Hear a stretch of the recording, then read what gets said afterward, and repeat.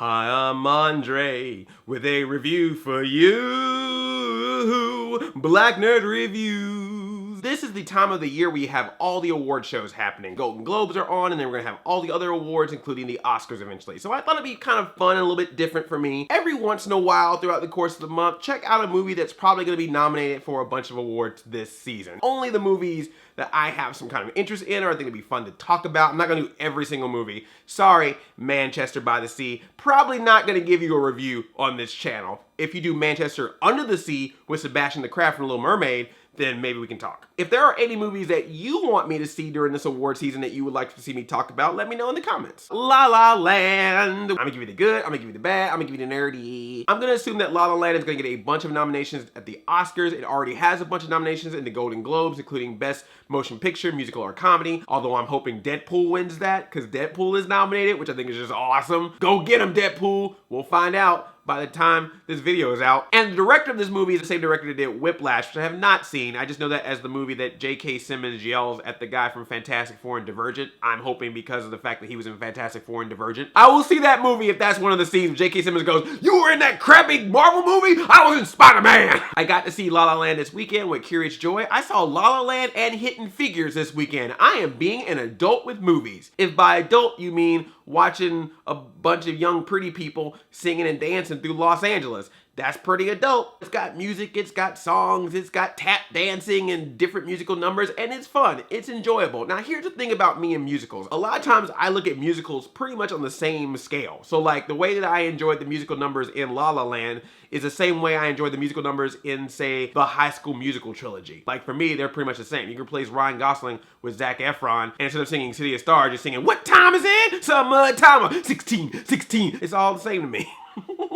Now I want to watch High School Musical again. Don't judge me. Guilty pleasures. But Little Shop of Horrors, that's different. Best musical of all time. That being said, I did enjoy the music in this movie, and it is also a visually stunning movie. It does this really cool thing with the color scheme in it. It just looks very pretty. It makes Los Angeles look a lot prettier than it actually does. Like I looked at that skyline in this movie, I was like, LA skyline does not look like that. I know you contrasted, Photoshop, color corrected that to the hilt, because what I see is smog. There's also these great moments in the movie where the musical numbers take place and they'll start in the real world, but then they will slowly translate into an actual stage number. There's times when people are jumping around, floating around, dancing around, backgrounds change. It's very much like a musical, like a classic old school musicals. But here's the twist. Okay, I don't know if this is a spoiler. I think it's something that most people know, but I didn't know it going in. I thought this was an old style of Hollywood film that was gonna be set in like the 30s or 40s or 50s or something.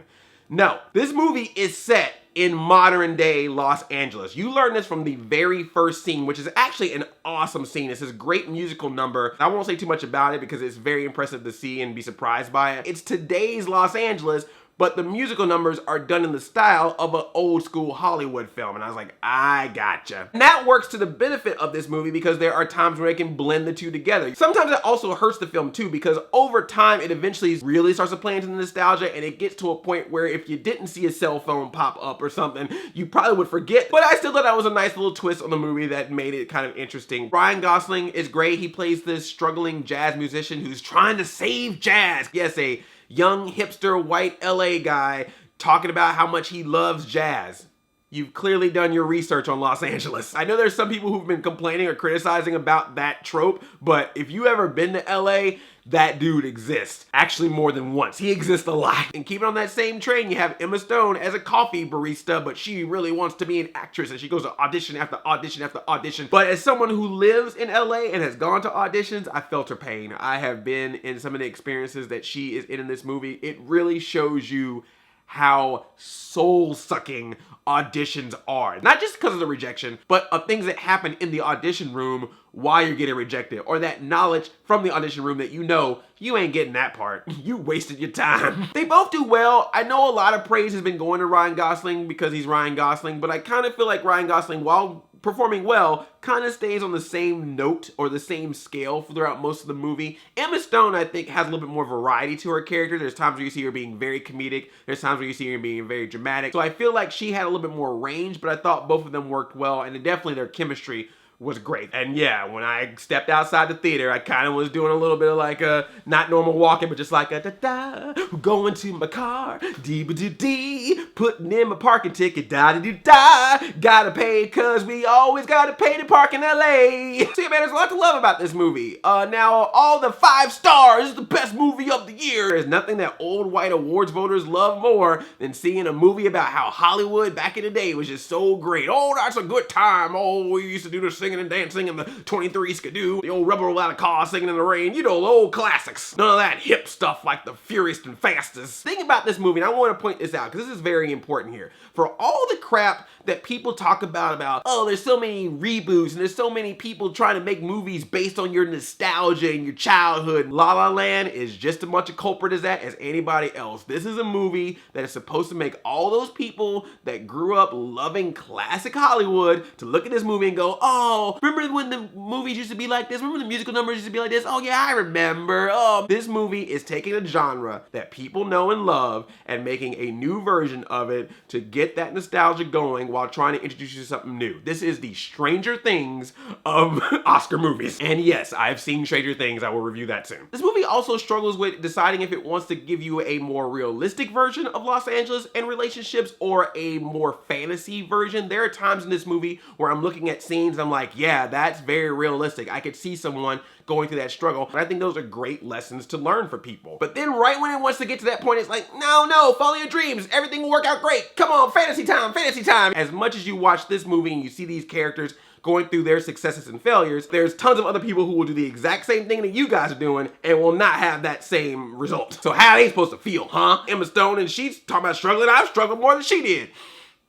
Wait, I just made this personal. And this is silly, but John Legend is in this movie, okay? And he plays this guy that also likes jazz. He wants to hip jazz up, make it cool and fresh and new for the young people, because that old people jazz, nobody wants to listen to that. Jazz music, but there's also electronic music and all this crazy stuff that you see in like pop songs. And they kind of insinuate in this movie that it's not the right way to do jazz or it's not a good song, but you see him perform this song and I personally like the song. I think it's actually a good song. It actually blended together pretty good. I mean, it's an actual song on the soundtrack. You don't hire John Legend to make a song in your movie that's supposed to be technically a bad song because it's not gonna be bad. Sorry, movie. Nice try. Again, those old folks watching this movie be like, yeah, that's not right. The hippity hop, I like the classic jazz. Whoopity brew, and the black people sang the songs and then went out the different door from us. Nah.